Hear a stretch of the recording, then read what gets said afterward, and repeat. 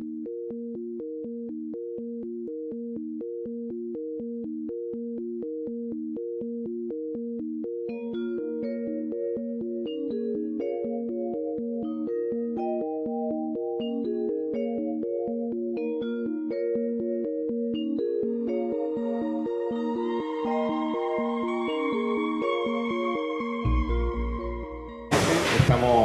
en el Paseo Olímpico Tercer Ojo, en Samadhi, en plena calle Techada, en un evento muy especial que tiene que ver con los 30 años de la huella del pajarillo, que se cumplieron ayer.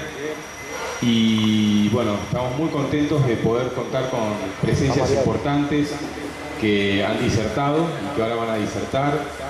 Muy contentos de tener gente muy linda de visita por acá, por la carpa, gente que queremos mucho y que, bueno, nos halaga que hayan venido a este evento también de Ricardo. Y bueno, y con Ricardo nos conocemos hace poco en esta vida, pero debemos haber hecho algunos líos en otras y ya nos daremos cuenta de eso, pero estamos muy contentos de presentar a Ricardo González y para eso le pido un fuerte aplauso.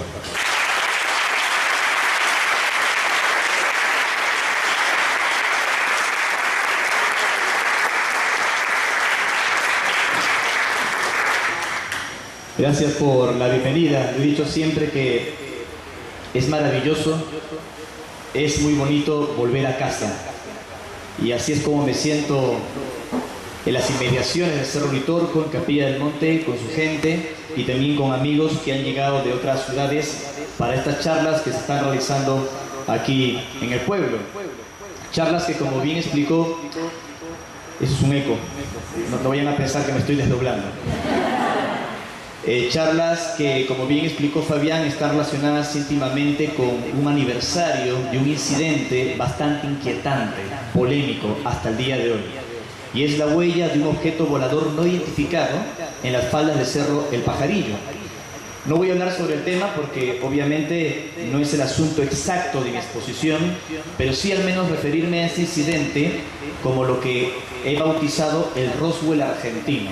Es decir, un incidente ovni, extraño, misterioso, que precipitó que la fama de Capilla del Monte cruzara fronteras.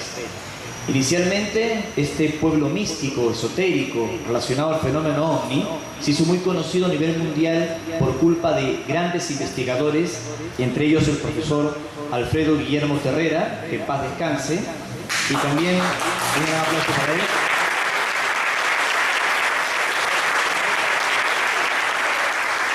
Y es bueno reconocer todo ello, pero también por un enorme investigador, un gran ovnílogo, que es un referente para todos nosotros. A sus 87 años es una persona lúcida, incombustible, poderosa en su mensaje, y para mí es un honor tenerla en este auditorio al señor Fabio Serpa.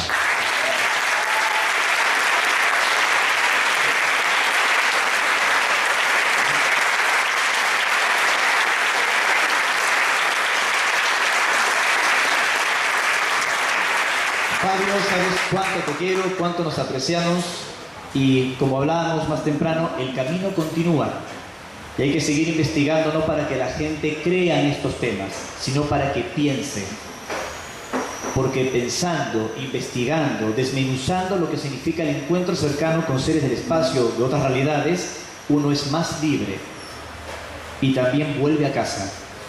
Y es un poco lo que les quiero contar el día de hoy. Un poco mi experiencia, aunque alguno de ustedes ya la ha escuchado anteriormente, sabe las cosas que me han pasado, pero voy a hacer un resumen de diferentes casos de contacto que me ha tocado vivir a mí.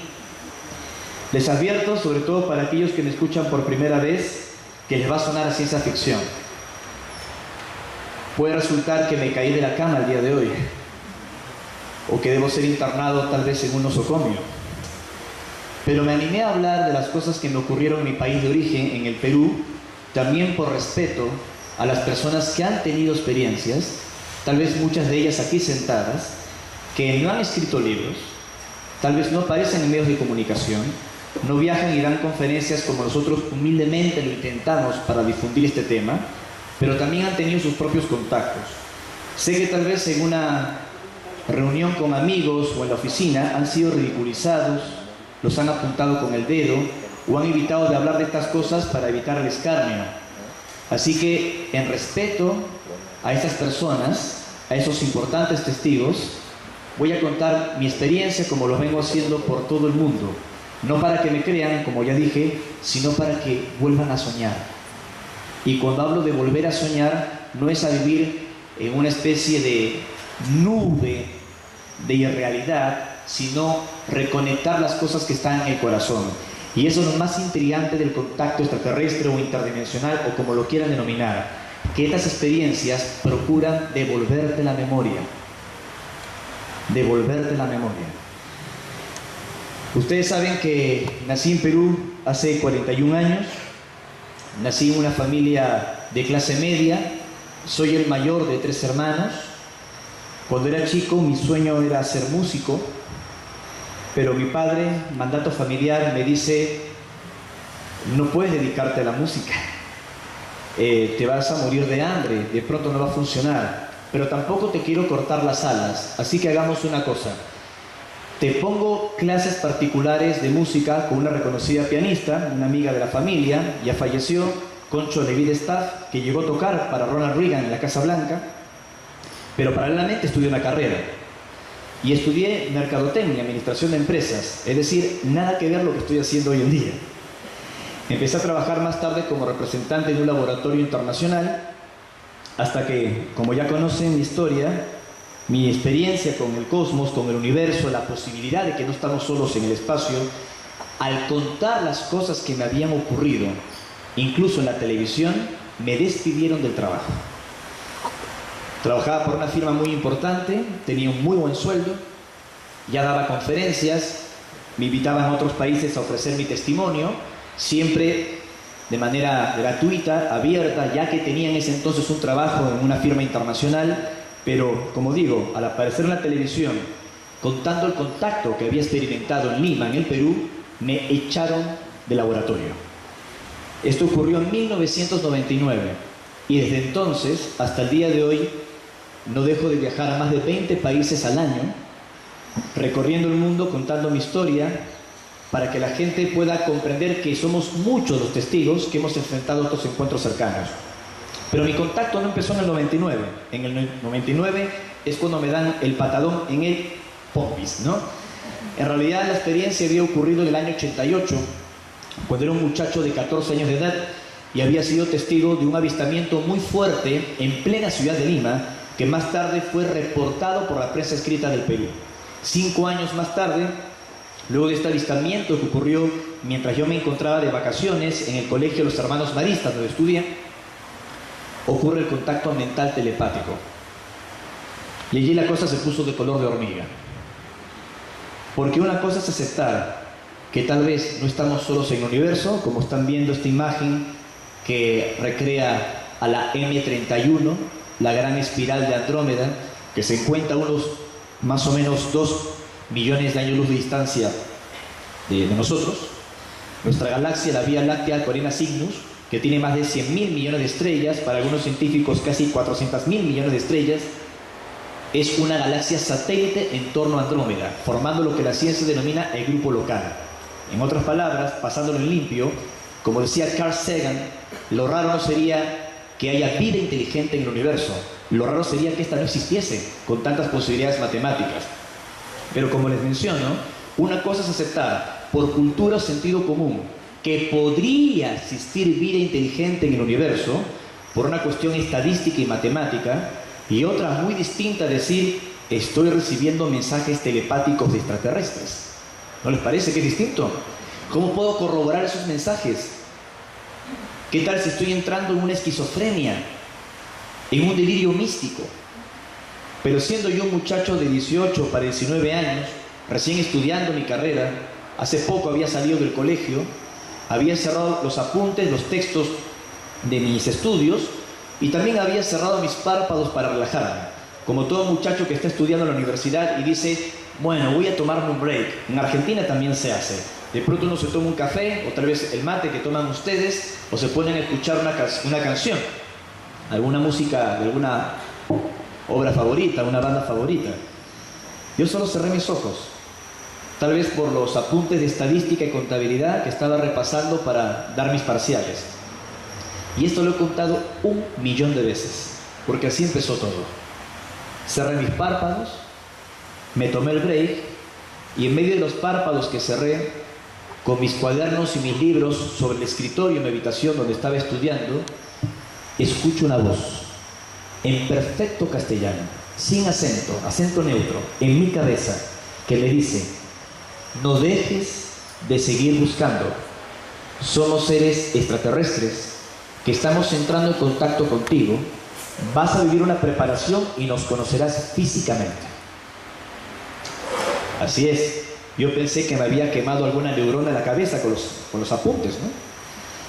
Porque una cosa es aceptar la vida inteligente como posibilidad y otra muy distinta recibir un mensaje telepático.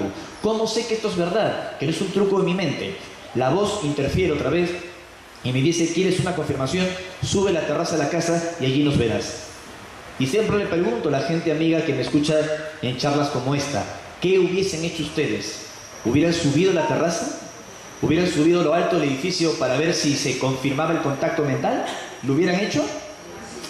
Claro, aquí están cómodamente sentados, el macho argentino: yo sí subo, che. Pero yo temí subir. Y creo que por temor al ridículo. Mi padre era jefe de informática del Seguro Social en Perú. Mi madre administraba una oficina bancaria. Mi formación era más mental. Subir a la terraza para encontrarme con E.T. por un supuesto mensaje mental. Pero como no tenía nada que perder, decidí subir. Y ni tonto que fuese, mi hermano Pepe, hoy un importante diseñador gráfico en el Perú, me acompañó a la terraza. Y ya conocen el resto de la historia quienes me han escuchado antes. Mi hermano Pepe y luego mis padres con mi hermana Mariela, toda la familia en pleno, vimos en ese octubre del año 93 un objeto rojo brillante que se pone sobre nuestra casa en Orrantia del Mar, en San Isidro, Lima, y luego se desplaza en dirección a la cordillera de los Andes. A los pocos días, el diario El Comercio de Lima, que es un diario serio, no sensacionalista en mi país, da cuenta de que en el barrio de Orrantia del Mar, los vecinos habían reportado una oleada de observaciones de ovnis. Así empezó todo para mí. Empecé a practicar la concentración, la meditación, comprobando de que a través de un estado de calma, de paz, podías precipitar un contacto mental con estos seres, cuya apariencia es muy humana, o más bien nosotros nos parecemos a ellos, ya que son razas más antiguas. Y estoy hablando estrictamente de los seres que afirmo haber visto, porque hay de todo en el universo. Múltiples procedencias, múltiples agendas, múltiple todo. Pero los seres que vi son como nosotros. Ojos, nariz, boca, extremidades, son como humanos, aunque más altos, estilizados, y un aspecto que me recuerda a un suizo, un noruego, como si fueran nórdicos, pero muy estilizados, sin manchas, sin pecas en la piel, casi como si fueran maniquíes, súper psíquicos, grandes telépatas, que se identificaban con nombres y nos decían que formaban parte de una agenda de ayuda. Y le decíamos: ayuda, ¿y qué hacen contactando a jóvenes peruanos de un país considerado tercermundista, que nos morimos de hambre, que tenemos terrorismo, en esa época Sendero Luminoso? ¿Por qué no contactan a científicos de NASA, a pilotos de guerra de otras grandes naciones? Y ellos decían: lo hemos intentado y hemos hecho algunos contactos, pero también para nosotros es importante realizar acercamientos e interacciones con testigos comunes, porque a través de ellos llegamos a la masa, a otra gente que también son testigos comunes y que pueden inclinar la balanza. Este es un campamento nuestro en Talampaya. Esta es una fotografía de nuestro querido amigo Cristian de Luco, fotógrafo, aquí presente en el auditorio, durante los avistamientos programados que tuvimos en enero del año pasado en Talampaya. No vayan a pensar que es la Estación Espacial Internacional o un avión fotografiado con exposición. Esto lo digo por si algún despistado quiere ensayar una explicación ridícula. Estos avistamientos siempre han ocurrido a la hora exacta, ante decenas de testigos. Recibíamos los mensajes a través de un fenómeno que se llama psicografía. telepatía instrumentalizada. Sentías algo poderoso en tu cuerpo, como una sensación de paz. Pero no tiene nada que ver con el mediumismo o el espiritismo, sino telepatía. Y vas anotando en un papel lo que esa voz te va hablando. Y de pronto te dice, mi nombre es Antarele, o mi nombre es Ivica, me puedes llamar así. Somos seres de otros orbes, de otros astros, pero humanos como ustedes. En esta comunicación que estás recibiendo telepáticamente, te informamos que este día viernes, en el cielo, a partir de las 9 de la noche, nos vamos a manifestar sobre el Cerro Vitorco. Y entonces te acercas a un sector especial con 30, 40 personas, muy bien, las 21 horas, a las 9 de la noche, y aparece el objeto y hace evoluciones y dices, esto no lo puedo haber inventado yo. No es un avión, no es un dron, son objetos que aparecen a la hora exacta. Y esto lo he hecho en cientos de ocasiones, con grupos de ciudadanos comunes y corrientes como nosotros, y lo he hecho en 6 ocasiones con reconocidos periodistas e investigadores, incluso dentro de los Estados Unidos, el país que más sabe y que más oculta esta realidad. Tal vez esto lo habrán visto en mis otras conferencias o en alguna página de internet. Es uno de los avistamientos que registramos en Tarapaya.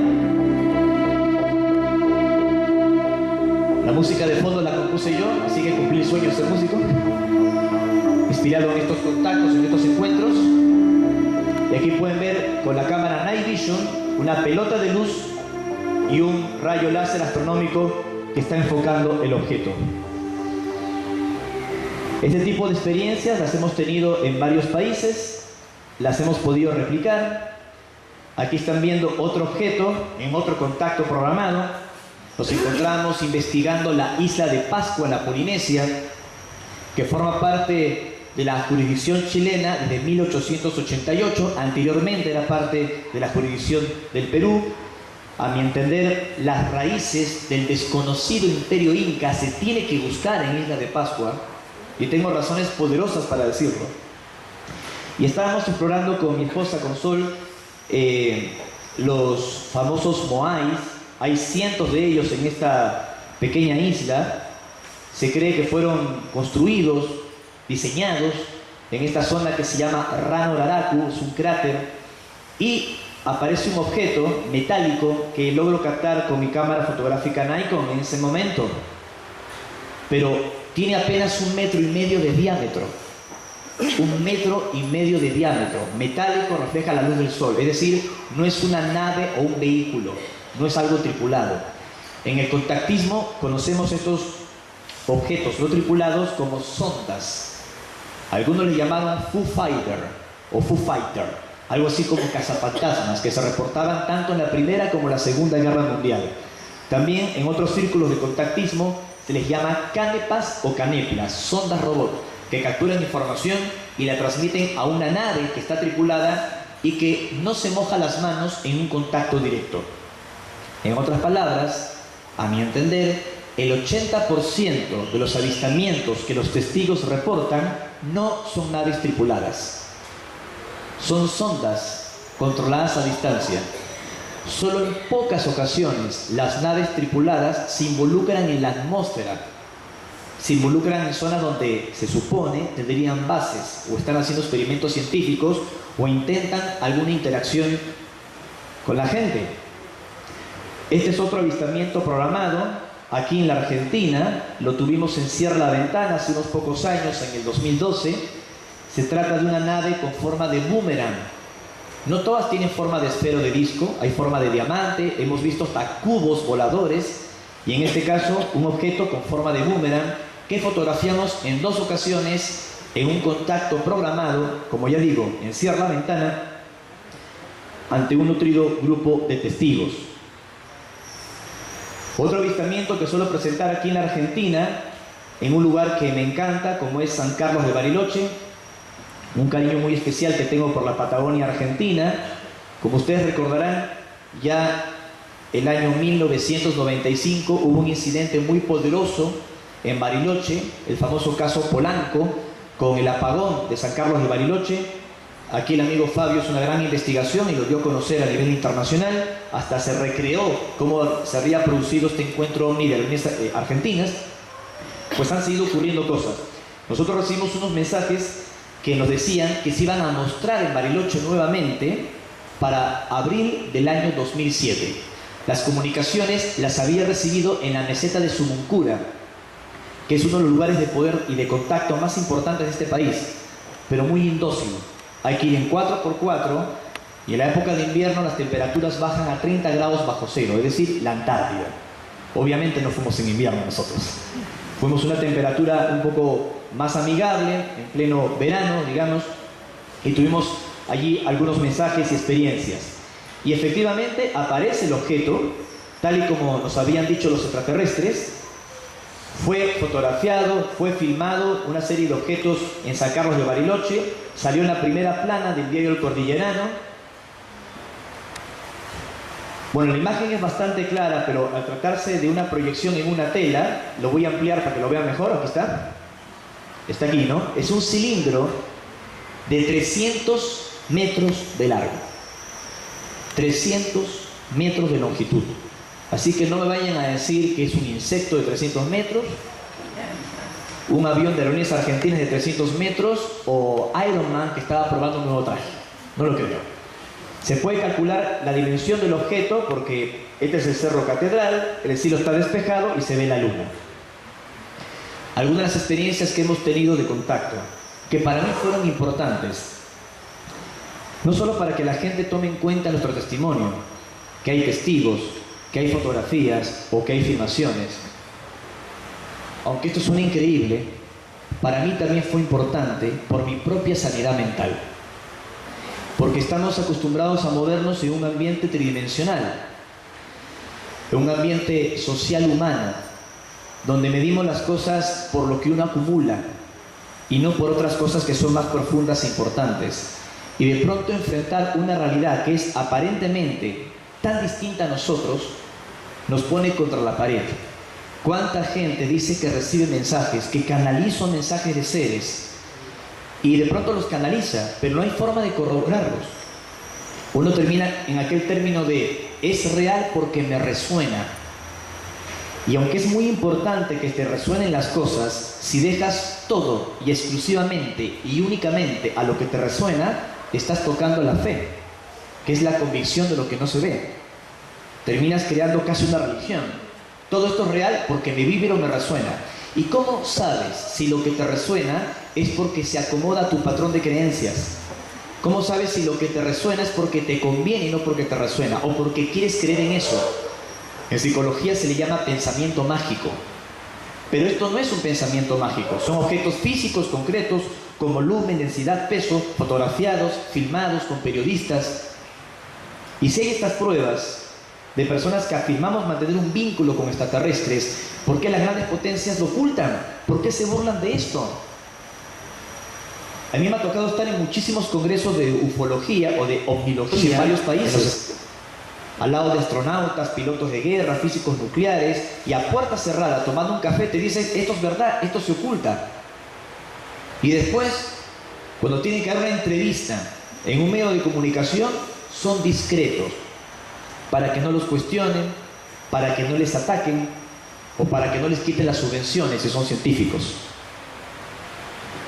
Les quiero recordar dos de los avistamientos con investigadores y periodistas que fueron muy importantes para nosotros dentro de los Estados Unidos. El doctor Michael Salla, doctor en ciencias políticas, es asesor del gobierno del presidente Ronald Reagan, nos acompañó en contacto. Dice en inglés que hubo un avistamiento sin discusiones, ocurrió tal como se había recibido las comunicaciones nuestras. Esto mostró que los extraterrestres desean entablar un contacto, diferentes tipos de intercambio, con una especie de diplomacia ciudadana. Él es el señor Giorgio Piacenza, asesor de la Fuerza Aérea Peruana en materia de ovnilogía. También estuvo en el contacto. Aquí ven algunas de las imágenes de lo que se captó. Aquí comenta el doctor Sala que los objetos cuando aparecían en el cielo interactuaban con nuestro estado mental y con las comunicaciones que íbamos recibiendo durante el avistamiento. Esto ocurrió el año 2013 en Mount Shasta, al norte de California. Luego invitamos a la periodista OVNI Paola Harris, la asistente del recordado doctor Joseph Allen Hynek, el brazo derecho de Allen Hynek. Ella fue su asistente durante largos años. Y Paola Harris, hoy una periodista de 70 años que escribe para X-Times Magazine y otras revistas, nos acompañó también a este encuentro programado con un montón de gente, como pueden ver, en Monte Shasta.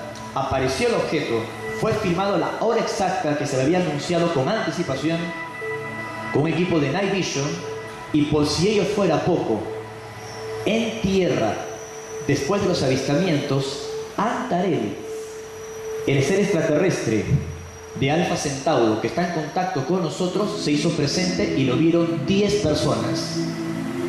Entre esas personas, la mismísima periodista Harris.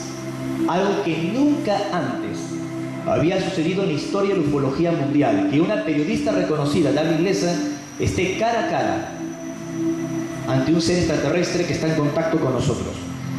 Un encuentro con Antares en Mount Shasta, dice Paola Harris en su reporte, que ha publicado en 4 idiomas a nivel internacional, incluso reportando su experiencia a la MUFON, a la Mutual UFO Network de los Estados Unidos. Y esta es una recreación de cómo luce Antares, el extraterrestre que está en comunicación con nosotros, que no es una energía, que no es un ángel ni ningún delirio de ese tipo. Es un ser de carne y hueso que está en comunicación con nosotros. Obviamente, si bien es cierto, hemos podido fotografiar las naves, filmarlas a diferentes distancias, haber invitado a periodistas, con todos los problemas que esto me ha traído en algún momento a nivel personal, que no vale la pena que lo comente aquí, el gran pendiente que aún tenemos es la filmación del tripulante. Pero como bien decía el bueno del doctor Hynek, el tema de los ovnis es esquivo, escurridizo y selectivo. Y estos seres son como antropólogos y deciden en qué momento se van a mostrar y en qué circunstancias podrían entregar una evidencia. Hasta el día de hoy, todas las evidencias que puedan involucrar a la tripulación de una nave extraterrestre son borrosas, no son claras, no son concluyentes para los escépticos. Si hay filmaciones, ecos de radar, testimonios de militares que ponen en bandeja el asunto. Y en algún momento le hemos preguntado a estos seres por qué no daban una evidencia directa de ellos. Y nos entregaron varias razones. Una de ellas porque tienen un protocolo de acercamiento que les impide entregar una evidencia directa que involucre a la tripulación. Segundo, porque algunos de ellos pueden acercarse aún más a nuestra forma humana y mezclarse entre nosotros y desean no ser reconocidos. También dicen que entregar una evidencia directa de la tripulación a un testigo en tierra lo podría poner aún más en peligro. Una cosa es presentar una filmación de un objeto a distancia y que los escépticos traten de buscarle la vuelta de que no es, y otra muy distinta, mostrar una imagen clara de una tripulación no humana. ¿Me explico? Pero hay una razón más. Antares, el extraterrestre de algún mundo del Alpha Centauro, nos dijo que ellos no son solo extraterrestres, que para comprender la naturaleza de ellos y su tecnología es imperante comprender el mundo de las dimensiones, el mundo de diferentes pliegues y realidades, que no todo es físico, que no todo es en nuestra realidad como la conocemos, como tomar un vaso con agua, o entrar en un subterráneo, en el subway, en el metro, o montarse dentro de un avión, que no es tan así el contacto extraterrestre, que tiene muchas variables interdimensionales, muchas variables de otras realidades. Antares me dice, no solo somos extraterrestres porque venimos fuera de la Tierra, somos también temponautas, viajeros en el tiempo. Y al ser también viajeros en el tiempo, no podemos entregar una evidencia directa de nosotros porque ocasionaríamos una paradoja espacio-temporal. Si supieran quiénes somos realmente, de dónde venimos y qué nos une a la humanidad. ¿Me explico?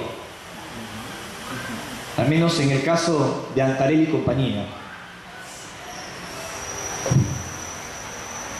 La última vez que estuve dentro de una de sus naves, y les advierto que esto suena una locura, en 2 ocasiones a lo largo de estos años he estado materialmente, no fue un sueño, he estado materialmente dentro de un, entre comillas, ovni, dentro de una nave extraterrestre. La primera ocasión fue el 24 de febrero del año 2001, en un desierto muy famoso en mi país, se llama Chilca, está a unos 60 kilómetros al sur de la ciudad de Lima. Fui a un contacto programado, fui absorbido por un haz de luz sólido, ellos le llaman rayo tractor, que me condujo a un salón circular de unos 10 metros de diámetro. El propio Antarell fue el anfitrión de este contacto.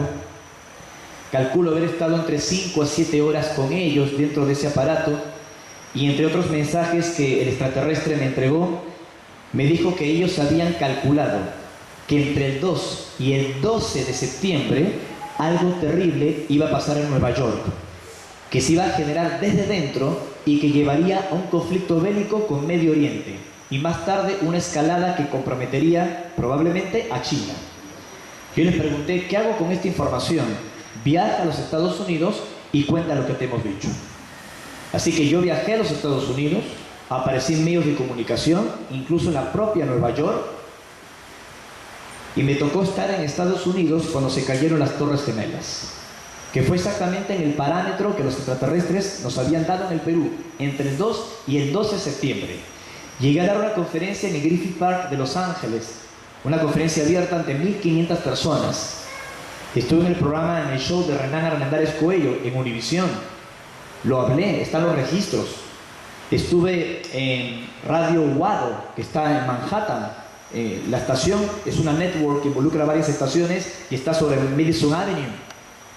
O sea, lo dije antes, dando los detalles que nos habían transmitido los extraterrestres. Y cuando todo esto sucedió, yo entré en crisis. Dije, ¿para qué?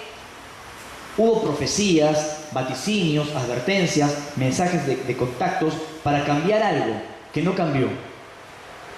Y Antarell me decía, no somos mensajeros de catástrofes, no se equivoquen. Lo que les tratamos de decir es que el futuro, si ustedes lo quieren, lo pueden cambiar.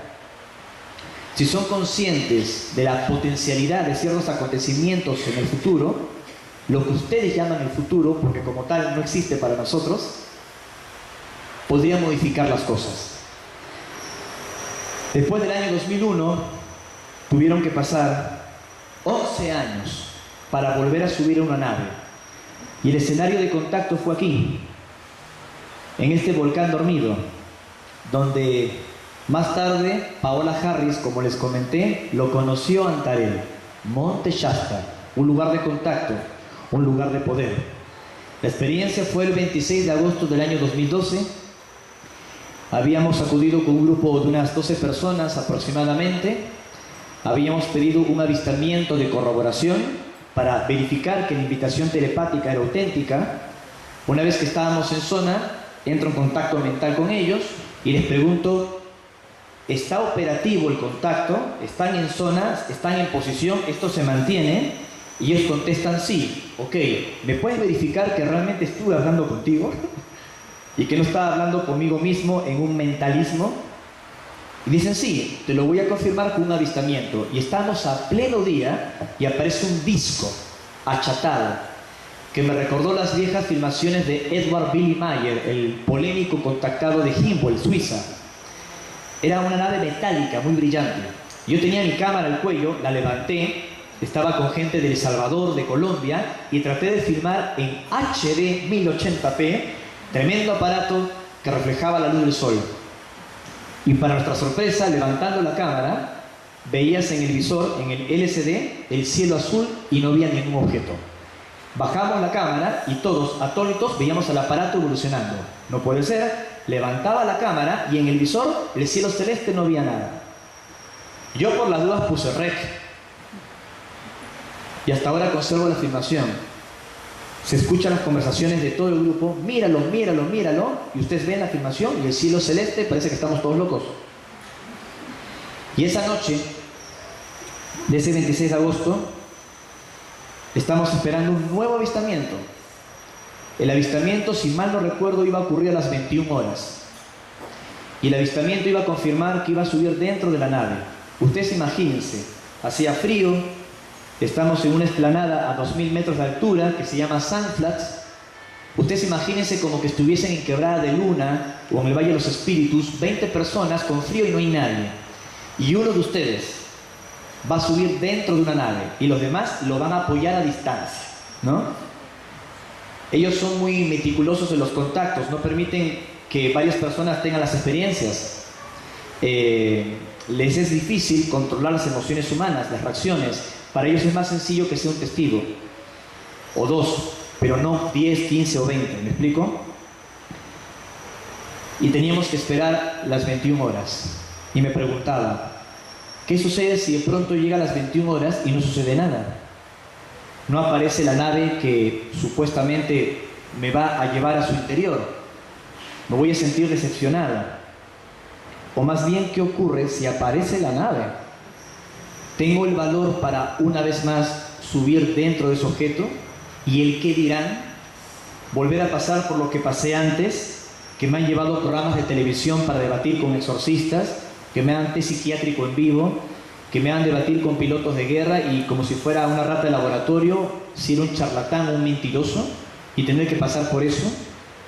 Si bien es cierto, nunca perdí un debate, y lo digo con mucha humildad, y en todos los estudios que me hicieron, vieron que era una persona sensata, ni siquiera un mitómano, que no estaba mintiendo. ¿Volver a pasar por eso? Así que en mi cabeza era un remolino, era un torbellino. Las 21 horas. No quería ni levantar la cabeza al cielo. Pero fue Suyapa Reyes, de los grupos de Napa Valley, donde están los vinos, allí en California, que dice, miren, miren, miren, y un tremendo objeto dorado brillante empieza a moverse sobre los pinos, volando muy bajo. Yo le había dicho a todos los chicos, muchachos, si llega a ocurrir algo, guarden la compostura, mantengan todos la posición, sentados, en meditación, en concentración. Obviamente eso no pasó, todos se pusieron de pie, empezaron a gritar, sacaron las cámaras, empezaron a decir de todo. En ninguna cámara se pudo registrar el avistamiento.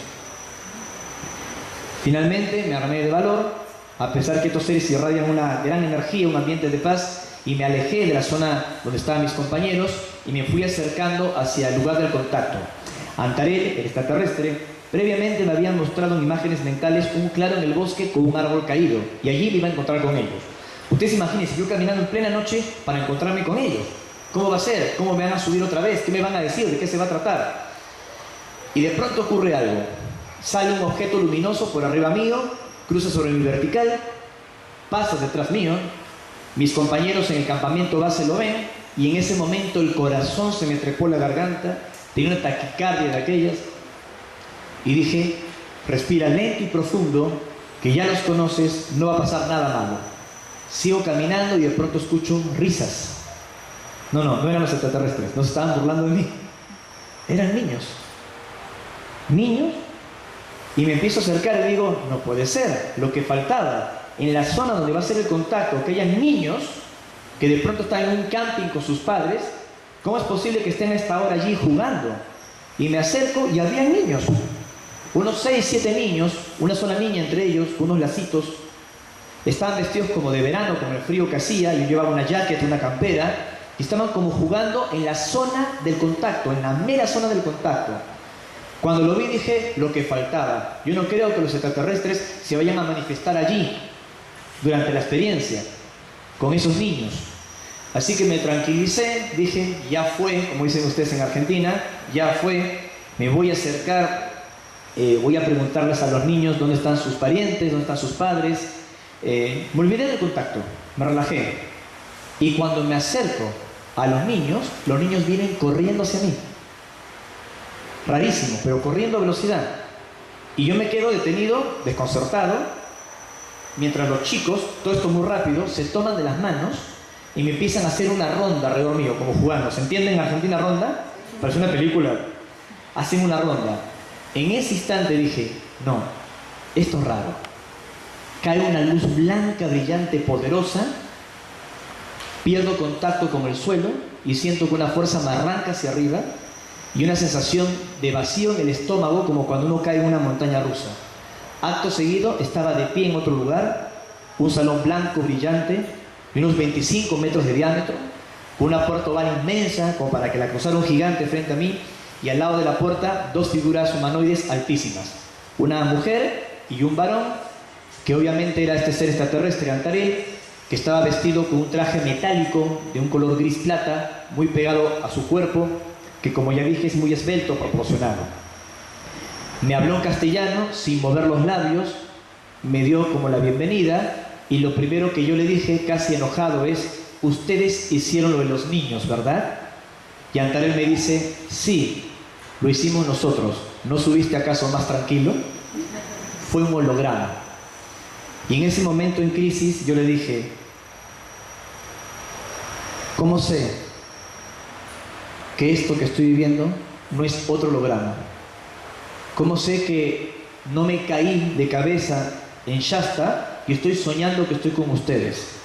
¿Cómo sé que no están en mi mente recreando una historia mental? Entonces Antarel empieza a caminar hacia mí. Yo dije: caramba, se enojó este gigante de casi 3 metros. Se agacha como para equilibrar la desigualdad de altura y acerca su mano y toca mi pecho, toca mi corazón. Toca mi pecho, toca mi corazón. Y por primera vez en todos estos años me habla en castellano. Y me dice: Richard. Yo me llamo Ricardo, pero de chico, mi familia me decían de cariño Richard en Perú. Y me llama así. Sabía cómo hacerlo, ¿no? Como me decían mis papás cuando yo era chico. Me dice: Richard, somos tus amigos, somos sus hermanos, siempre estamos con ustedes. O sea, con dificultad, pero habló. No sé cómo expresarlo acá, es raro porque estoy en una charla que habla de experiencias de contacto ante un nutrido público esta noche. Y es tan difícil, a pesar que he contado estas cosas 1.000.000 de veces, tratar de transmitirles lo que eso fue. Porque cada vez que lo cuento, como que vuelvo a ese momento. Y no lo soñé, estuve allí. De hecho, al año siguiente este contacto, Antarel me permitió invitar al doctor Sala para corroborar lo que me había transmitido, cosa que ocurrió como vieron en el vídeo. Yendo al grano, estuve 1 hora con él. En la conversación, entre varios temas, nos pidió hacer una expedición a Siberia en Rusia, porque ellos tenían algo en Siberia en Rusia. Y como ustedes saben, hicimos la expedición al Altai en Siberia en Rusia, que ha desembocado en una serie de temas vinculados a la obra de Nicolás Roerich. Recordarán que el pasado 5 de diciembre se decretó a Capilla del Monte como ciudad de paz por el Comité Internacional de la Bandera de la Paz, del cual yo formo parte, porque la paz y la conciencia es un mensaje muy importante de estos seres. Y también Antarel, en este contacto en Shasta, me dijo: muy pronto tendrán noticias de nosotros y de nuestro lugar de origen en Alfa Centauro. Así lo comuniqué. El contacto, como ya dije, fue en agosto de 2012, y el 17 de octubre, más tarde del 2012, la NASA publica una noticia donde se descubre un planeta que llamaron Super Tierra en Alfa Centauro. Después del contacto, lo encontraron gracias a un gran observatorio que se encuentra en la región de Atacama, el observatorio de La Silla en Chile. Captaron un exoplaneta.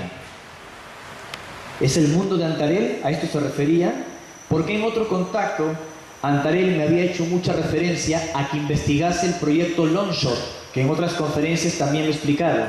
Un proyecto secreto de la, vamos a decir así, la Armada Naval Norteamericana en conjunción con la NASA para enviar una sonda no tripulada a Alfa Centauro. Un proyecto que se ideó en los años 80. ¿Por qué tanto interés en Alfa Centauro? hacia las estrellas más próximas a nuestro mundo, a unos 4 años luz de distancia. ¿Será que aquello de ir a Marte, si algo ocurriese en nuestro planeta, es tan solo una cortina de humo y que el verdadero objetivo es viajar a Alfa Centauro? ¿Será posible que tengamos algún vínculo con esos seres? Dejando un poco de lado mi experiencia de contacto, podría seguir y más adelante voy a contarles algo más. No me quiero extender ni abusar del tiempo que me ha brindado Tercer Ojo, les agradezco la invitación, pero quiero decirles que estos contactos con estos extraterrestres de Alfa Centauro no empezaron conmigo, no empezaron con Ricardo González. Soy uno, pero uno de tantos testigos en el mundo que afirmamos haber vivido este tipo de experiencias. Y en mi modesto caso, he pretendido quedarme no solo en el contacto, sino en la investigación. Tratar de corroborar, concatenar, verificar todas estas cosas que nos han venido sucediendo. Estos seres eran conocidos como apunianos en mi país en la década de los años 50. En la década de los años 50. Allí empezó todo en el Perú y probablemente en Sudamérica. Richard Greenwald, el director de la APRO, tal vez mi amigo Fabio se acordará de él. Más tarde el bueno de Greenwald sentó las bases de lo que más tarde es la MUFON, la Mutual UFO Network, que se organizó después de la APRO. Greenwald vivió en mi país, vivió en el Perú, dio varias conferencias a la Sociedad Astronómica Peruana en el Morro Solar, hablando de los ovnis y de los contactos con extraterrestres. Había logrado filtrar unas imágenes de la Kodak, algo no muy legal que digamos porque eran privadas, pero sacó a la luz unas fotografías extraordinarias de objetos voladores no identificados en la zona de Huaraz, en la zona de Ancash. Son consideradas las imágenes más claras de ovnis logradas en mi país. Son de los años 60, exactamente en marzo del año 67. Arranda y Oroé son los apellidos de los testigos que captaron la evolución de estos objetos en la Cordillera Blanca y en la Cordillera Negra. Investigando, vimos que los campesinos de la zona reportaban a unos hombres altísimos como Antarel, de aspecto nórdico, que bajaban en las montañas nevadas del Callejón de Huaylas, donde se encuentra el gran nevado Huascarán, la montaña más alta de los Andes peruanos, el Apu, más poderoso del Perú, porque es la montaña más alta. Apu significa en quechua señor, el espíritu de las montañas. Entonces estos seres venían, se podían comunicar en quechua con la gente, con los campesinos, o les hablaban telepáticamente, curaban a sus hijos, y cuando ellos les preguntaban ¿de dónde vienen? Venimos de las estrellas, pero en realidad estamos aquí. ¿Y dónde tienen su huasi aquí, su casa aquí en quechua? Y estos gigantes extraterrestres le contestaban a sus amigos campesinos: nuestra casa está dentro de las montañas, o sea, sus bases, de allí venimos. Y los campesinos retrucaron: ah, ustedes viven en los apus, viven en las montañas, así que les llamaron apunianos, porque sus bases estaban en las montañas. Esto ocurría en 1955. Años más tarde, como lo comentaré a continuación, en 1960, el secreto de los campesinos con los apunianos saltó a la luz. Este es un esquema de NASA de cómo luce la región de Centauro y la ubicación de un planeta en torno a la estrella Alfa B en la constelación de Centauro. Y esta es la comunicación que recibí recientemente en el 2014 de Antarel, informándome y confirmándome en esta comunicación telepática que ellos tienen una base subterránea emplazada en el corazón del Huascarán, que esa montaña esconde una de las instalaciones más viejas que poseen en nuestro mundo, y que tal y como lo interpretamos, esa base del Huascarán estuvo conectado con nuestros primeros acercamientos de contacto en el Perú. Es decir, el contacto empezó en el Huascarán en los años 50 porque su principal base está allí. ¿Cómo verificarlo? Con una investigación de campo. Tienes que ir a los lugares donde pasan las cosas. Así que nosotros fuimos por enésima vez al Huascarán. Yo no volvía en 15 o 18 años a esa zona. Volver allí a ese pueblo maravilloso al pie del Huascarán fue realmente mágico. Ustedes saben que ese lugar vivió una tragedia enorme en 1970, cuando se produjo un terremoto que generó un alud que sepultó varias poblaciones. Algunas personas se pudieron salvar en este cementerio con el Cristo, que tiene los brazos extendidos como señal de bendición. Las personas que velaban a sus muertos en este camposanto se salvaron. Los que estaban en el valle no pudieron hacerlo, porque el terremoto y el alud fue tan fuerte que generó olas de lodo de 30 metros de altura. Solo tomó 4 minutos sepultar todo. Para que tengan una idea, así era Yungay, la perla de los Andes, como se le conocía. No sé si pueden notar esta fotografía de la Fuerza Aérea Peruana desde lo alto, y así quedó, nada.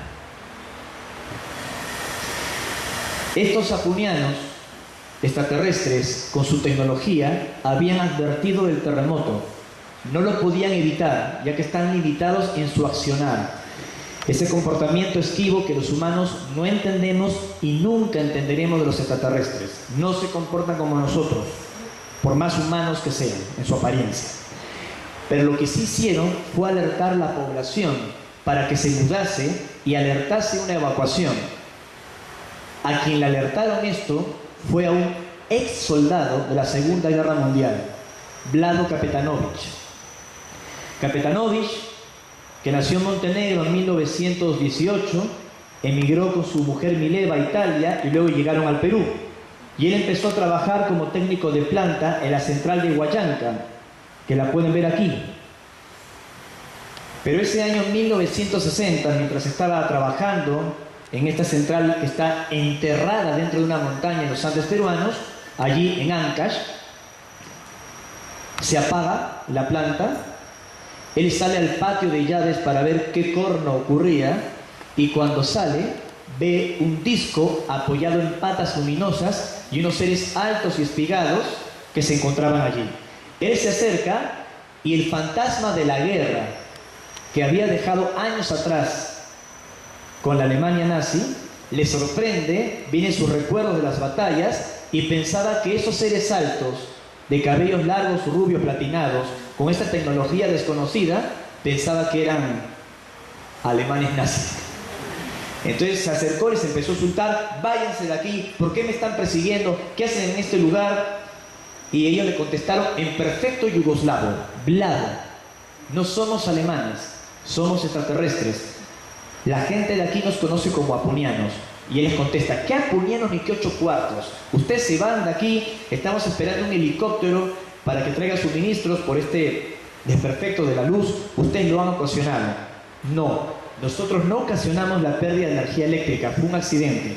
Pero tranquilo que nos vamos a marchar. En eso salen los vigilantes de la planta, Velázquez, Quirós, entre otros, y le dicen a Vlado: ingeniero, gringo, como en el Perú se le dice a la persona que es muy rubia de tez, ¿no? Así como en México le dicen güeros. Dicen: gringo, ingeniero, déjenlos tranquilos, son extraterrestres. ¿Qué cosa están diciendo ustedes? Sí, son extraterrestres. Nuestras familias en los nevados ya los conocían. Así que estas familias lo llevan a Vlado al Nevado Champará, baja la nave, comprueba que eran extraterrestres, y Vlado empieza a escribir desde 1960, aunque de forma novelada, los encuentros con los apunianos. Habla con el intendente de Yungay de la advertencia del terremoto. No le hicieron caso porque pensaban que se había vuelto loco, y el intendente y el juez de paz murieron durante el alud. En cambio, el hijo, que sí lo escuchó hablado, se fue a Lima y se salvó del terremoto, y hasta el día de hoy se acuerdan que por esa advertencia pudo salvar su vida de este incidente. Este tipo de experiencias con los apunianos han venido ocurriendo en esta zona. De hecho, otro caso, además del de Vlado Kapetanovich, fue el de Donato Cervantes, un camionero humilde del Perú que se había cortado el brazo y al no tratárselo a tiempo se le gangrenó. El Hospital Central de Huaraz en Ancash le dijeron: usted tenía que haber acudido al centro médico a tiempo, así que con mucho dolor le comunico que se lo vamos a apuntar, se lo vamos a cortar. Él triste vuelve a su casa, camionero, agricultor, o sea, utilizaba sus brazos para mantener a su familia, para trabajar, y estos seres se comunican con él y le dicen: anda a un hospedaje a las afueras de Chucón y te vamos a curar. El tipo fue al hospedaje, salió al descampado. Según su testimonio, aparece un objeto brillante, luminoso, que le arroja una descarga en el brazo y ya no tenía nada. Va al hospital para el día de la operación y tenía el brazo perfecto. Fue una noticia escandalosa, como pueden ver en los medios de comunicación de Huaraz. Están las placas con el brazo gangrenado y días después el brazo curado. Era imposible que se haya sanado tan rápido. Habrían sido los apunianos, los mismos extraterrestres que me han contactado a mí y en el inicio a los campesinos de Champará y también al señor Kapetanovich. Lo más gracioso de esta historia es que los extraterrestres le informaron que le pusieron un implante en el brazo que durante un tiempo iba a estar allí para reconstruir el tejido orgánico destruido. Pero ese implante tenía un singular efecto colateral, que todo lo que hablaba Donato Cervantes con su mujer salía por las radios. Todo lo que hablaba con la mujer o en su casa salía por los radios. De hecho, varios periodistas lo verificaron. Tomaban una radio a pilas, salían fuera de la casa, iban cambiando el dial y se escuchaba lo que hablaba Vlado con su mujer. Imagínense, poca intimidad. Así que luego, según Donato Cervantes, afirma, sostiene que los extraterrestres modificaron el implante. Tal vez una mejor generación. Así como hay el iPhone 2, el iPhone 3, pues un implante 4, no sé. Y ya no ocasionaba ese efecto colateral.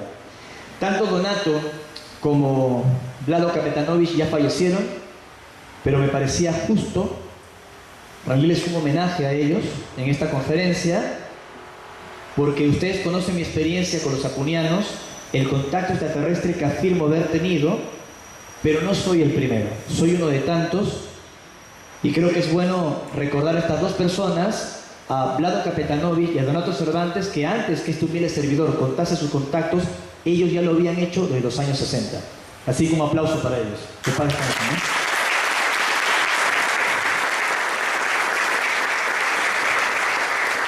Al final ya saben que la muerte no existe, solo estamos de paso, solo nos transformamos. Esta es una recreación de lo que es la Cordillera Blanca, los lugares de contacto. Este es el Nevado Champará, donde empezó todo el año 55 en el Perú. Esta es la zona del último contacto que tuvimos con los extraterrestres.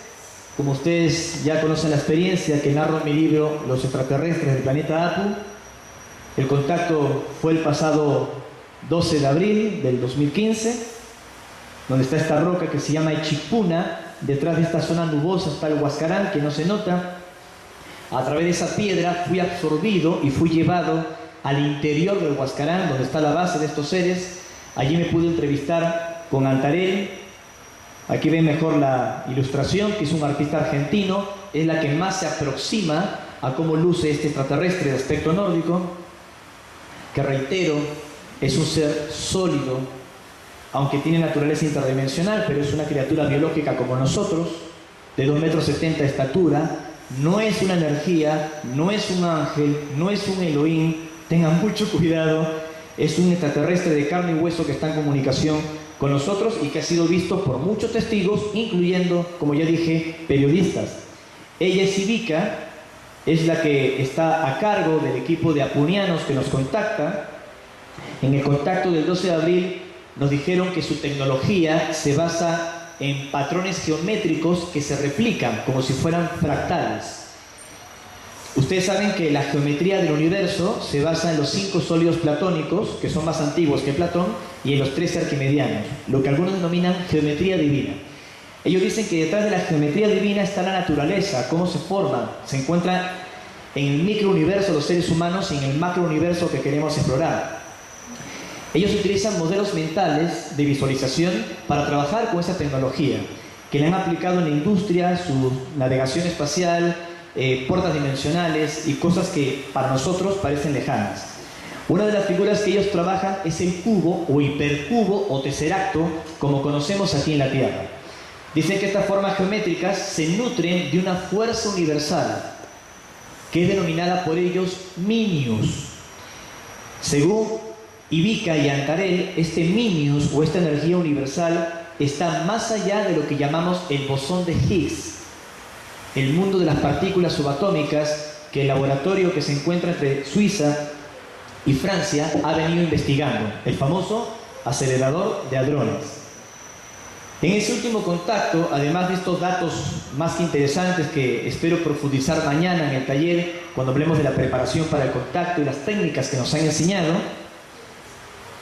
Antarell me confirmó una historia que tal vez es una de las revelaciones más polémicas, profundas, maravillosas que me ha tocado recibir en más de 20 y pico de años de contacto con ellos. Como es tan polémica y tan profunda, la dejé para el final de esta charla. De acuerdo a Antarell y a Ivica, nosotros, en cierta medida, somos ellos. De acuerdo a Antarell e Ivica, nosotros, en cierta medida, somos ellos. No todos los extraterrestres, porque hay de todo en el universo, pero hay una fracción de seres que nos visitan que están emparentados genéticamente con la humanidad. Mi corazón dio un vuelco y les quise preguntar si es que éramos humanos en el futuro, que estábamos volviendo al pasado. Y Antarell me dice que aunque algunas de esas cosas también existen, el caso de ellos es aún más complejo. Son extraterrestres porque nacieron en otros mundos, pero son descendientes nuestros. ¿Se entiende? Son extraterrestres, pero son descendientes nuestros. La pregunta que uno hace es: ¿y en qué momento nos fuimos para colonizar otros mundos y que nuestros descendientes vengan a la Tierra? Es que ya se fueron. Descuidaron el planeta, superpoblación, exprimieron sus recursos naturales y un grupo de ustedes tuvo que abandonar la Tierra y se fueron a un planeta similar al vuestro, en Alfa Centauro, y lograron la tecnología para hacer un viaje que se llama Drive Warp, que se basa justamente en la tecnología de Minius. Ese viaje ya lo hicieron, o al menos no ustedes, sino sus descendientes. ¿Y cómo ustedes saben esto? Porque nosotros venimos del futuro. Hemos hecho un viaje al pasado, siendo sus descendientes, para advertirles que modifiquen todo eso, que pueden evitar la crisis de la Tierra y evitar abandonarla, y que este mundo escuela, que forma parte de un plan cósmico, de un inmenso proyecto, no se descuide. Y me mostraron imágenes, aunque esto suene a ciencia ficción, que quienes se iban de la Tierra en el futuro por esta crisis que sugería los extraterrestres, los que se iban eran adolescentes, eran niños. Eran adolescentes, eran astronautas adolescentes, entre 12 y 17 años. Ya Alexei Leonov, uno de los grandes padres de la astronáutica rusa, confesó recientemente de que se va a formar una corporación, tal y como Antarell me lo había dicho previamente, entre Rusia, Estados Unidos y China, para que en una misión mancomunada se envíen adolescentes al espacio para que hagan un viaje en solo 2 semanas a Alfa Centauro a través de pliegues interdimensionales con una nueva tecnología que teóricamente ya existe, materialmente todavía no, para colonizar Alfa Centauro. Solo que cuando llegan a Alfa Centauro se mezclan con civilizaciones que ya existían allí, y producto de esa mezcla sus descendientes viajan al pasado de la Tierra para advertirnos de algo. Sí, lo sé, suena increíble y no les culpo si les parece parte de una historia de ciencia ficción, como la famosa serie Perdidos en el Espacio, ¿se acuerdan? En los años 60, que un telescopio de la Tierra detecta un mundo como la Tierra en Alfa Centauro y mandan la nave Júpiter con la familia Robinson a colonizarlo. pero se pierden en el espacio. Sin embargo, ese mundo ficticio que descubre los científicos de la Tierra en la serie Perdidos en el Espacio, recuerdo, serie de Fox en los años 60, ese mundo se descubrió en el año 2012, demostrándole que la realidad supera la ficción. ¿Qué decir de Interestelar? Que es otra película que también toca estas cosas. Pero lo que no es ciencia ficción es lo que dijo Alexei Leonov. Presten atención.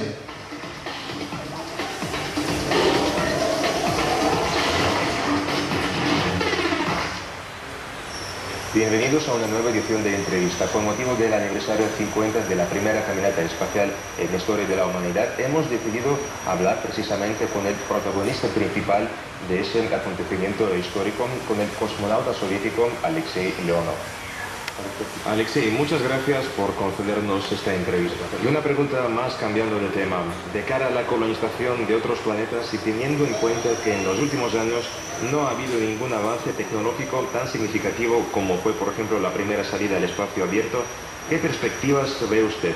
Todo el mundo imaginaba que viviríamos en la Luna para el año 2020. No puede ser. Yo creo que el siguiente país en ir a la Luna será China. Habla de China, la carrera espacial. No comercial. Y se invierte mucho dinero como lo hicieron en Estados Unidos en el programa Apolo. Y lo conseguirán. He visto lo que hacen y cómo lo hacen. Tienen en cuenta nuestra experiencia, incluso en la creación de la ciudad de las estrellas y del relieve. Lo hacen a un nivel más serio. El programa de Marte, por ejemplo, eso ocurrirá dentro de unos 15 años. En cuanto se tome la decisión respecto de Marte, será una decisión internacional, porque un país... Habla de Marte, pero Marte no es el objetivo. Y además no existe tal necesidad. Tendrán que trabajar 5 o 6 países en equipo. 5 o 6 países en equipo. Hay que seleccionar a niños de 10, 12 años para las expediciones. Niños de 10 a 12 años. Por un proceso de preparación muy serio en diferentes condiciones climáticas. Además, algunos científicos de NASA recientemente, y luego del contacto que tuvimos y de haberlo publicado en varias entrevistas, dijeron de que teóricamente ya existe la tecnología de Drive Warp. Para que tengan una idea,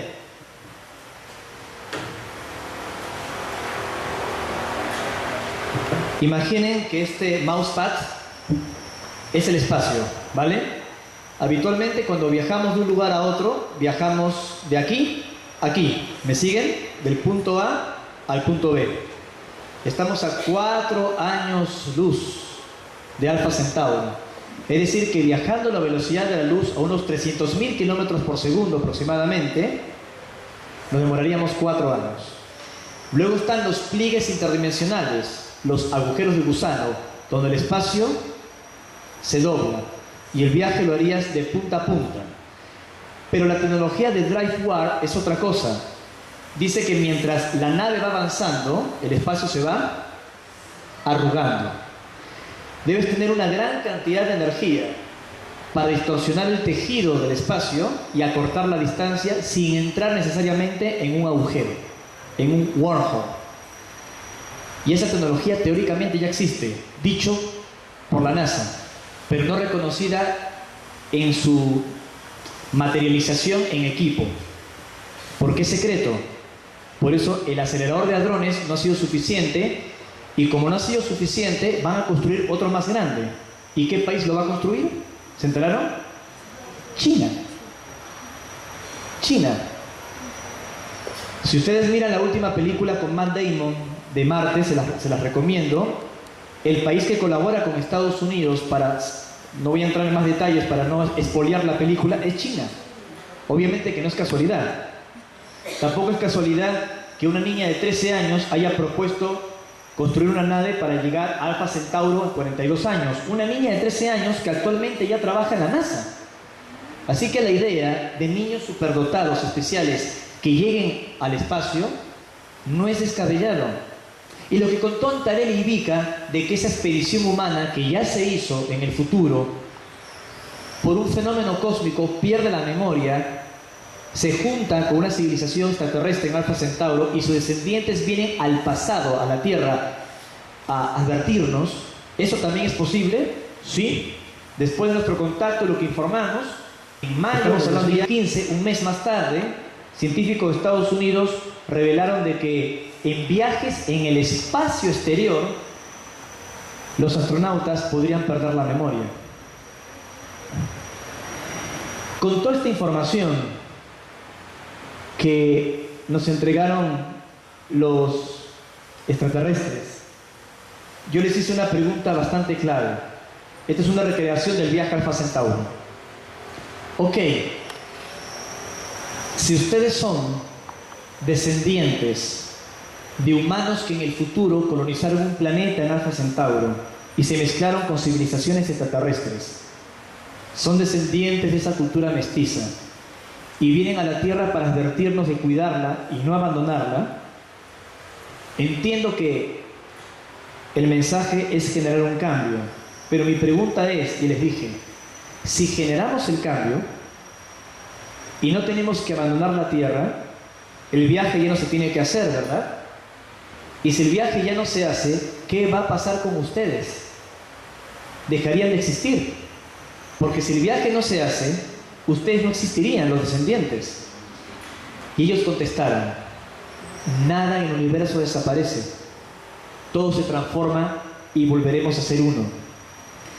Hay una paradoja que se explica muchísimo en ciencia, que se llama la paradoja del abuelo, que dice que si viajas al pasado y matas al abuelo, tú dejarías de existir, porque tu abuelo no conoce a la abuela y por consecuencia no engendran. Pero lo que dice Antarel es que no, que sigues existiendo. El problema nuestro es que entendemos el universo como una línea. Y no existe un universo, sino un multiverso. En una realidad el abuelo no existe, pero en otra tú ya fuiste engendrada. ¿Me explico? Lo que les trato de decir con esta historia alucinante, increíble, es que estos seres no están contactando con nosotros. No están contactando con nosotros. Están contactando con nuestros descendientes. Porque vienen del futuro. Y porque también son viajeros en el tiempo. Y están tratando de implementar algunos cambios en nuestra sociedad para que a través de esas modificaciones nuestros hijos, nuestros nietos, nuestros bisnietos crezcan en otra conciencia y cuando se tenga que tomar la decisión final de la cual pende la humanidad, tomemos una decisión de amor, de unidad, de paz. Por eso tanto énfasis nos han hecho con la paz y por eso tanto humildemente trato de trabajar por la conciencia de la paz. Esta ha sido una experiencia increíble, alucinante que me ocurrió el año pasado, donde, como les digo, fui llevado al interior del Huascarán para tener esta entrevista con estos datos, con estos seres. Algo extraordinario que sucedió en ese contacto es que yo fui como separado en dos, que una parte de mí se quedó en esa esplanada que se llama Ichikpuna, al pie del Huascarán, y otra parte de mí estaba dentro de la montaña. Como ya sabrán, lo extraordinario de todo ello es que cuando volví del contacto, mi esposa Sol tomó una fotografía, que algunos amigos fotógrafos, como el amigo Beluco aquí presente, el amigo Roberto Villamil aquí presente, entre otros más, vieron la imagen y les pareció como mínimo extraña. No es una fotografía movida. Aquí estoy volviendo de la experiencia. Son como dos Ricardos caminando. Cuando uno tenía las cámaras viejas con rollo, se podían superponer las fotos. Pero estas son cámaras digitales. Y no fue tomada con exposición, sino con el visor automático. Nunca nos había ocurrido una cosa como esta. Tal vez la cámara captó algún fenómeno de división, de dislocación, generado por la tecnología de estos seres extraterrestres. Algo que pasó este año que es bastante curioso, el planeta que la NASA aceptó haber encontrado, ahora dicen que desapareció. ¿Lo pueden creer? Son bien caraduras, ¿no? El planeta gemelo a la Tierra, que encontraron en Alfa Centauro, desapareció. Justamente cuando fuimos a los Estados Unidos, me imagino que es una casualidad, Fuimos al Congreso de Laughlin en Nevada con Bob Brown a contar la experiencia. Lo presentamos con la MUFON. Paola Harris publicó la información. Mi libro, Los extraterrestres del planeta Apu, va a estar lanzado a nivel mundial en inglés por Amazon en pocos meses. Y ahora dicen que el planeta no existe. Qué bien lo escondieron debajo de la alfombra, ¿no? Impresionante. Hablé de todo esto con un querido amigo, el astronauta Edgar Mitchell, el capitán del Apolo 14, que, como ustedes saben, ha denunciado que su gobierno, como otros astronautas también lo han hecho, ha venido ocultando información sobre el contacto con extraterrestres. Y como lo he narrado en otras ocasiones, charlando con Edgar Mitchell allí en su casa en Florida, en los Estados Unidos, el doctor Mitchell dice que ya no podemos perder el tiempo peleando contra un gigante que quiere ocultar todo esto. Ya no podemos perder el tiempo convenciendo a la gente que no estamos solos en el universo. Quienes hemos estado en el espacio sabemos que no estamos solos en el universo. Lo que tenemos que hacer es inculcar a la gente la cultura de la paz, porque a fin de cuentas es el mensaje de estos seres que vienen de otras realidades, otros astros, otros orbes. Un poco lo que nos decían estos seres extraterrestres en el Perú, que al final redescubriríamos que el principal contacto que teníamos que alcanzar no era con ellos, sino con nosotros mismos y entre nosotros. ¿Cómo vamos a intentar un contacto con civilizaciones de otras latitudes, de otras realidades, si entre nosotros estamos separados, estamos peleados? No tiene sentido. Y ese mensaje que charlamos con Edgar Mitchell, como saben, el fundador del IONS, el Instituto de Ciencias Noéticas, que estudia la conciencia en los Estados Unidos y toda la repercusión de la conciencia en el contacto, en la telepatía, en la capacidad de conectarse con el planeta, que se asemejan a los encuentros cercanos y a las técnicas que los extraterrestres nos han enseñado, y que obviamente técnicas que están presentes en la historia de la humanidad desde el origen de los tiempos, desde siempre los mismos ejercicios, las mismas técnicas. Mitchell decía que no teníamos que desperdiciar el tiempo, que es el momento de cuidar el planeta. Y es un poco la reflexión final que yo tengo para esta conferencia. Viví cosas increíbles. Tuve la oportunidad de viajar a más de 100 países en el mundo, difundiendo todo esto y recorriendo lugares imposibles. De haber visto a estos seres en 8 ocasiones y en 2 oportunidades haber estado dentro de sus naves. De haber recibido informaciones que parecen sacadas de ciencia ficción. Pero nada de esto, como lo he contado siempre, tiene importancia alguna si no logramos un cambio personal. Y cuando hablo de un cambio personal, no vayan a pensar, y quienes me conocen en la intimidad lo saben, que levito, me visto de blanco y vivo en una cabaña en lo alto del Cerro Ritorco. No, somos humanos, somos personas como cualquier otra, nos emocionamos, cometemos errores, somos personas por encima de todo, pero personas que no han dejado de soñar. Lo más importante que me ha pasado en este tiempo es el compromiso. Una vez en un programa de televisión en los Estados Unidos, un periodista me decía: usted, al haber estado con los extraterrestres, ¿desarrolló algún don? Esperando que le contase, sí, la visión del aura, la telepatía, el viaje astral. Y le dije, sí. ¿Qué don? Cierta vocación de servicio. Porque eso fue lo que me activaron el corazón. Sí. Y de hecho, estos seres tienen algunas frases que a mí me enternecen, ¿no? Por ejemplo, ellos cuando se despiden no dicen adiós ni hasta pronto. Dicen, no lo olvidaré. No dicen adiós ni hasta pronto, dicen, no lo olvidaré. Es como en quechua, mi país, se dice tupanachis kama, porque el adiós no existe en quechua como tal. Y tupanachis kama significa algo así como hasta que nos volvamos a ver. Huauque, hermano, panay, hermana. Tupanachis kama, hasta que nos volvamos a ver.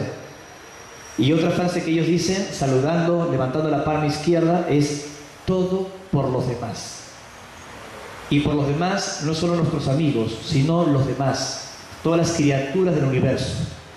Si este humilde testimonio que lo he contado tantas veces. He hecho resumen para aquellos que no me han escuchado antes, y para aquellos que me han escuchado antes, espero que hayan vuelto a vibrar con estas experiencias. Lo he hecho para que recordemos que el contacto empieza con nosotros y que para estrechar en un tierno abrazo a otras sociedades cósmicas tenemos que trabajar justamente por los demás, todo por los demás. Ese es el mensaje final de mi conferencia. Se puede cambiar el futuro. Muchas gracias. Gracias.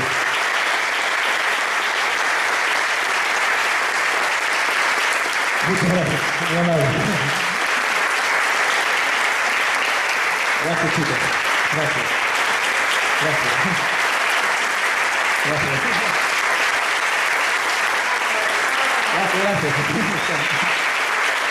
Hay que tener esperanza. Hay que tener esperanza. Gracias. Gracias de corazón. Quería agradecerle, todavía no terminamos, quería agradecerle a Fabián, a Tercer Ojo, por la invitación para esta charla, esta gran convocatoria el día de hoy, y también, una vez más, a un referente para todos nosotros por su lucidez, su entrega, su nivel de investigación, su honestidad, como es mi amigo, el señor Fabio Cerca, ¿no?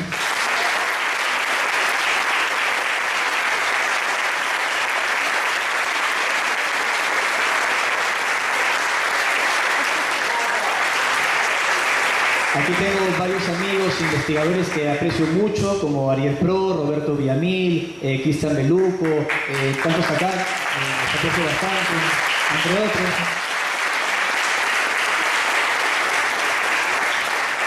Sé que a él le gusta estar en perfil bajo, pero hace unos años conocí a un importante artista que está comprometido con el cambio de conciencia. Hemos compartido algunos momentos. Y para mí es un honor tenerlo aquí, a mi amigo Diego Reinhold. Le doy un gran abrazo, mi hermano. Que fue escapado de Carlos Paz, que me entendió para venir aquí, y es un tipo con mucho corazón y me alegra tenerte aquí. Bueno, me imagino que tendrán algunas preguntas, algunos comentarios. Si quieren hacer alguna pregunta, podemos charlar. Antes de las preguntas, les quería también expresar un agradecimiento a todos. El 5 de diciembre, por primera vez, logramos que el Comité Internacional de la Bandera de la Paz pueda arribar a la Argentina. Un trabajo que hicimos un grupo de personas aquí y que ha sido mérito de Capilla del Monte, los diferentes grupos místicos espirituales, para que la doctora Alicia Rodríguez, nominada Premio Nobel de la Paz, venga por primera vez a la Argentina y que Capilla del Monte reciba la distinción de Ciudad de Paz. No como un premio, como lo hemos dicho hasta el hartazgo, sino como un compromiso para poder trabajar de cara hacia el futuro. Yo quiero agradecer a los amigos de Capilla del Monte, a algunos de los que estuvieron con nosotros, que llenamos el teatro, y también mucha gente que vino a la plaza, nos apoyaron en todo esto y fue una experiencia maravillosa, como también a la gente del equipo del Centro Roerich, que hicieron todo esto posible. Quiero agradecerles porque, a pesar que nací en el Perú, a pesar que no nací aquí en el Uritorco, permitieron que este humilde amigo del Perú pudiese solo ser de nexo para que la doctora Rodríguez venga a Capilla del Monte y le puedan dar una distinción a un lugar que es referente de espiritualidad en el planeta. Hoy Capilla del Monte es la primera y única ciudad de la Argentina en haber sido distinguida por una organización respetada de Naciones Unidas como Ciudad de Paz. Ahora seamos ejemplo de eso. Eso es todo. Gracias, ¿no? Muy bien. Bueno, ahora sí le pido a Fabián que encienda el resto de las luces, y si tienen alguna pregunta, no sé cuál será la metodología, Fabián, si será levantando la mano.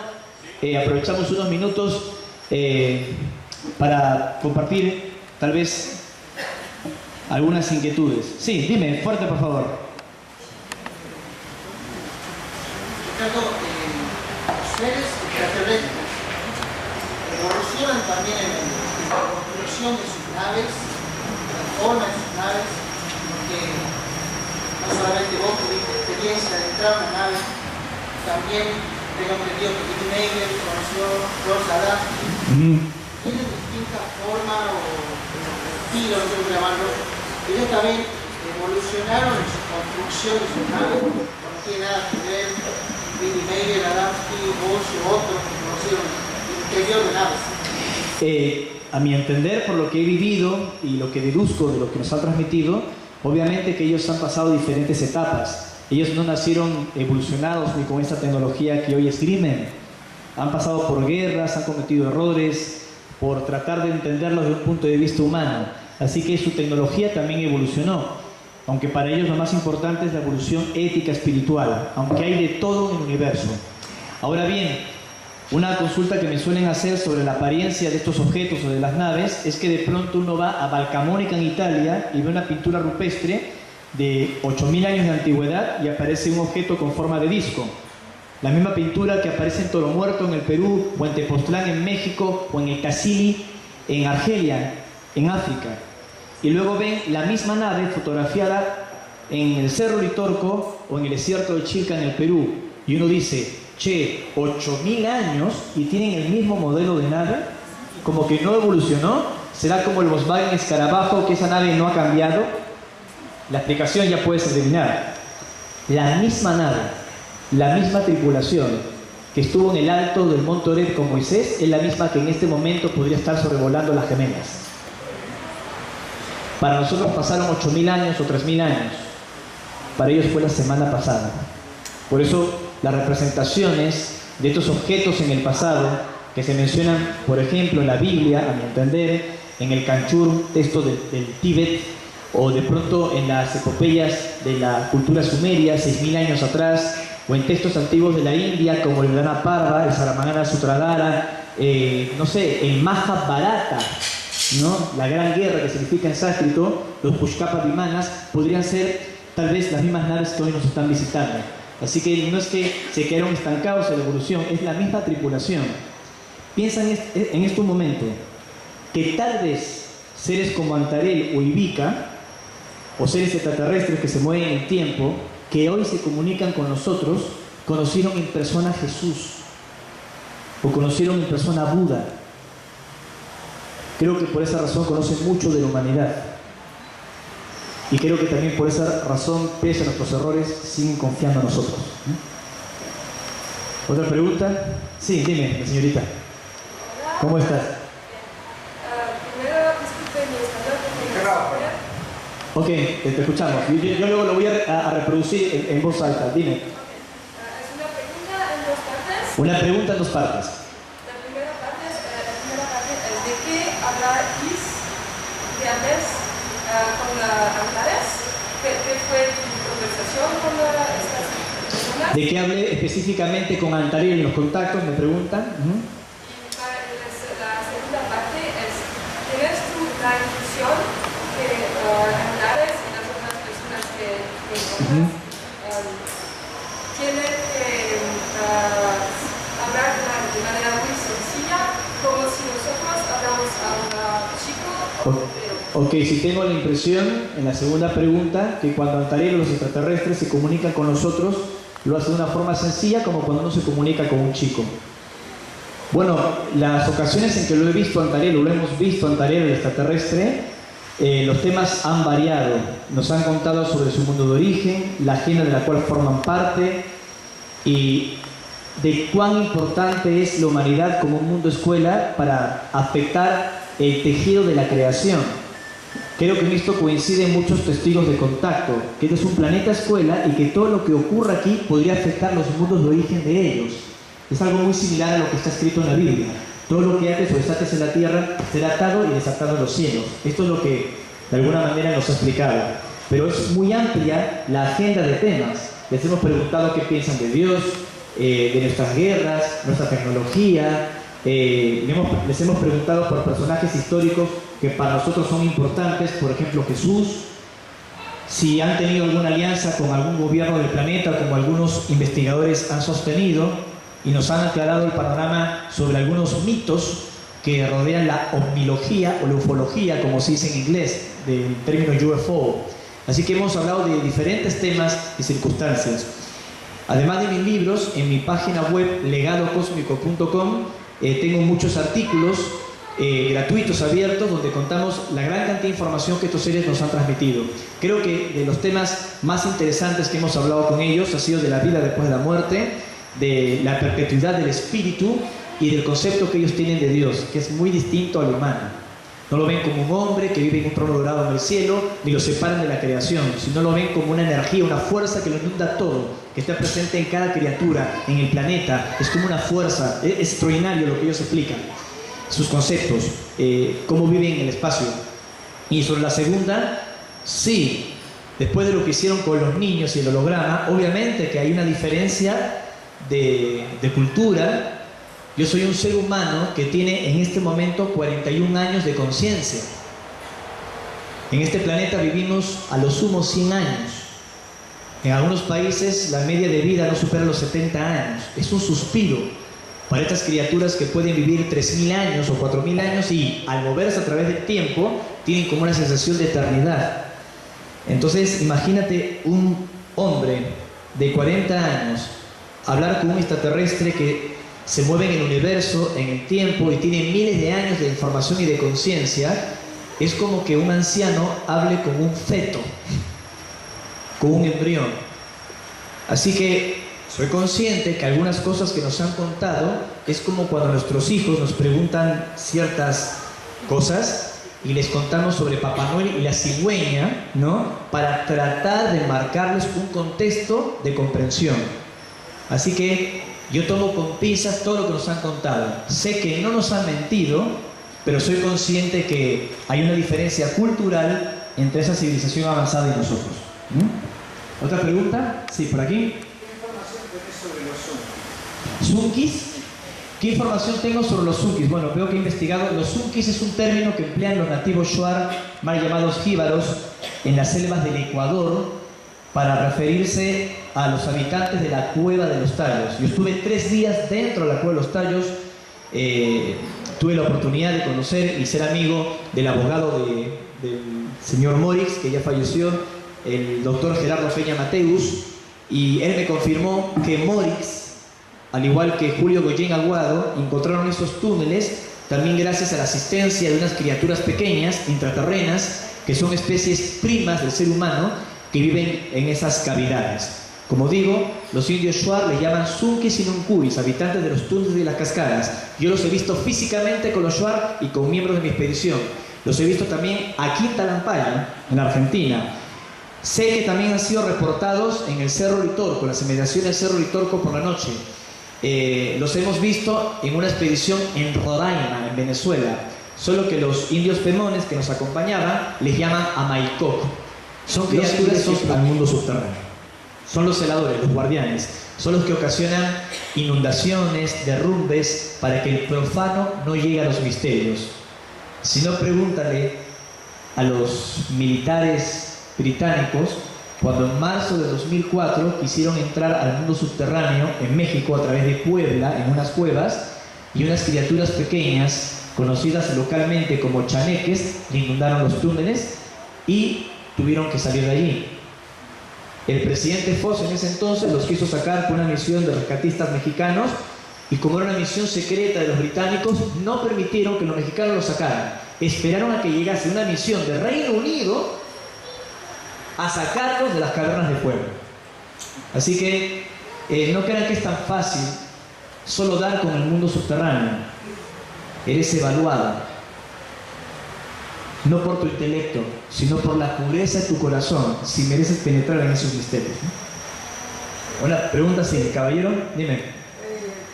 Yo tengo 2 preguntas. Una, Sí. si conoces el libro de Gracia. Sí, lo conozco. La segunda, Vale. un poco más larga, es si tenés idea de algún sistema que está cuidando ¿El planeta? el planeta, como sigue. Desde el inicio de la época de la era industrial, ahora, la contaminación se ha multiplicado 20 millones de veces. Con el ingreso de China, sí mismo, hemos llegado a más de 1.000 millones de vehículos automotores, 350 millones de camiones, 2.000 millones de motocicletas. Te entiendo. El planeta debería estar peor de lo que está. Claro, tenemos 3.500 millones de cabezas de ganado que produce el 33% del metano. Así es, el metano por el ganado. Entonces, Por eso la ONU sugiere que seamos vegetarianos, ¿no? claro, Por el tema del metano. Difícil en Argentina, pero con otras colegas sacamos la conclusión de que el sistema de por sí no podría mantener el planeta en las condiciones que está. no. Tenemos la sensación de que han estado reciclando la atmósfera, pero nos han dicho ahora, paramos acá porque usted no puede seguir con la madera. Es correcto lo que dices. Esa es la... Te contesto desde atrás, ya que estamos hablando de los viajes en el tiempo. Te contesto por la segunda. Y termino con lo del libro Durantia. Definitivamente, como está el panorama industrial de contaminación, deberíamos estar aún peor de lo que estamos. Hemos recibido una asistencia primaria para que la cosa no se ponga catastrófica, pero depende de nosotros modificarlo. Se puede hacer, pero definitivamente, como están las cosas en nuestro mundo, si siguen igual, va a ocurrir lo que ya sucedió en el futuro. ¿Me explico? La historia de los apunianos. Para que tengan una idea, ellos nos cuentan que en un mundo de una sola estrella como el nuestro, porque no es un planeta que vive en un sistema binario de 2 o de 3 estrellas, y un planeta como el nuestro que tiene más o menos este diámetro y esta proximidad al Sol, con esta característica debería tener como mucho 500 millones de habitantes. Y somos más de 7.000 millones.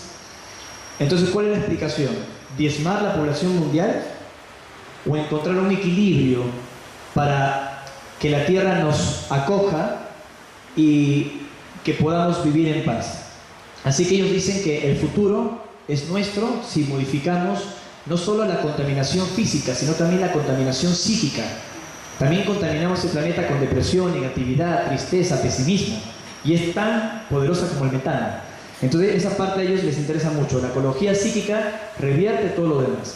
Y sobre el libro de Durantia es uno de los libros canalizados más famosos. Tiene información que ha sido verificada en hallazgos arqueológicos vinculados a las escrituras. También tiene toda la estructura de los superuniversos y entidades que se comunican.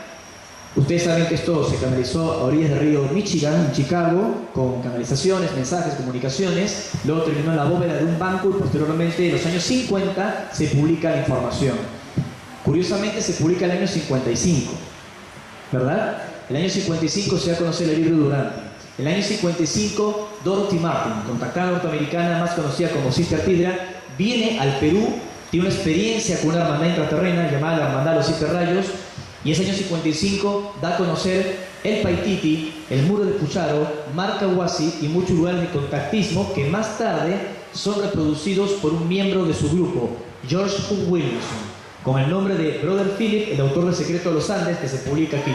También en el año 55 se da el contacto con los apunianos en Huaraz. En el año 55, José Carlos Paz García, un querido amigo, que era también muy amigo del querido Fabio, funda el Instituto Peruano de Relaciones Interplanetarias. Es decir, el año 55 hubo un programa mundial, y entre ese programa mundial estaba el libro Durantia, que es el primer libro canalizado de la era moderna que habla del llamado plan cósmico.